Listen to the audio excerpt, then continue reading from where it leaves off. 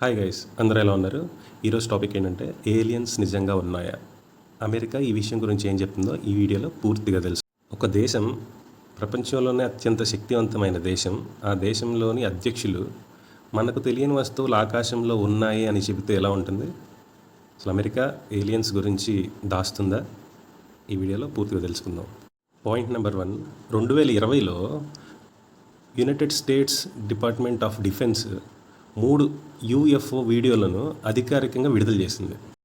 ఆ వీడియోలో ఏముందంటే, వేగంగా కదిలే వస్తువులు ఆకస్మికంగా దిశను మార్చుకోవడం, అలాగే మన టెక్నాలజీకి మించి ఆ వస్తువులు ఉండటం.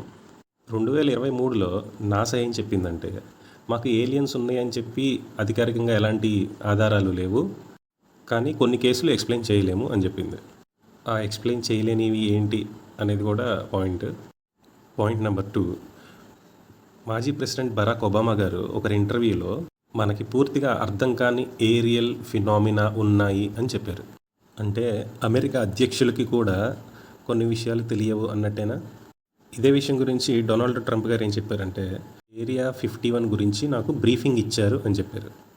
కానీ ఏరియా 51లో ఏలియన్ బాడీస్ ఉన్నాయని అడిగితే దానిపైన ఆయన మౌనం పాటించారు. ఇంకొక మాజీ అధ్యక్షుడు బిల్ క్లింటన్ ఏం చెప్పారంటే, నేను కూడా రాస్వెల్ ఫైల్ని చెక్ చేయించాను అని. అంటే అధ్యక్షుడు కూడా ఆ ఫైల్ గురించి ఆసక్తి చూపించాడు అంటే అందులో ఏదో ఉందనే కదా అర్థం. పాయింట్ నెంబర్ 3, అసలు రాస్వెల్ అంటే ఏంటో ఇప్పుడు తెలుసుకుందాం. 1947లో రాస్వెల్లో ఒక అన్ఐడెంటిఫైడ్ ఆబ్జెక్ట్ కూలిపోయింది. మొదట ప్రభుత్వం అది ఫ్లయింగ్ డిస్క్ అని చెప్పింది, తర్వాత అది వాటర్ బెలూన్ అని చెప్పి ప్రకటించింది. ఒక్కరోజులోని స్టోరీ ఎందుకు మార్చారు? అక్కడి నుంచే కాన్స్పిరసీ థీరీస్ అన్నీ మొదలైనవి. Point number 4, Area 51 secret base. ఇదొక highly classified military base. Conspiracy believers ఏం చెప్తున్నారంటే, ఏరియా 51లో ఏలియన్ టెక్నాలజీ రివర్స్ ఇంజనీరింగ్ జరుగుతుంది అని చెప్తున్నారు. అఫీషియల్ వర్షన్ ఏంటంటే అడ్వాన్స్డ్ వెపన్ టెస్టింగ్ అని చెప్తున్నారు. ఇందులో ఏది నిజం ఎవరికీ తెలియదు.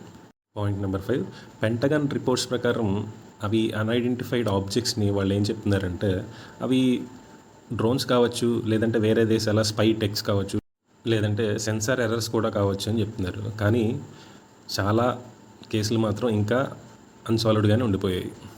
ఫైనల్గా ఏంటంటే, మన విశ్వంలో బిలియన్ల కొద్ది గెలాక్సీలు ఉన్నాయి. మనం ఒంటరిగానే ఉన్నామా, లేక మన ఎవరైనా గమనిస్తున్నారా? సత్యం ఒకరోజు బయటపడుతుంది, కానీ అప్పటి వరకు ప్రశ్నలు మాత్రం మిగిలే ఉంటాయి.